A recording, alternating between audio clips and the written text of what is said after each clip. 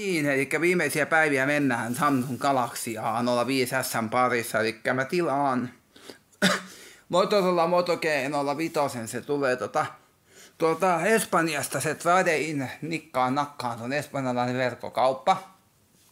Se oli 82,99 oli hinta sille tuotteelle, mutta täytyy ottaa huomioon, että siinä tulee vielä 9 euron postimaksut, kato kun se tulee kuriirin palveluna tänne Suomeen.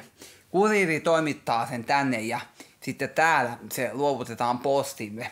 Siksi kun se on kuriiripalvelu, kurkussa on, niin mä sanon, että kurkku teet tepposia vittuu. Niin ja kato sitten, kun se tulee kato tämmöisenä niin kuin Espanjan, niin kuin sitä tulee kuriiripalveluna tänne Suomeen se paketti. Ja posti vastaanottaa sen täällä niin kuin kuljetettavaksi ja se tuo sen mulle.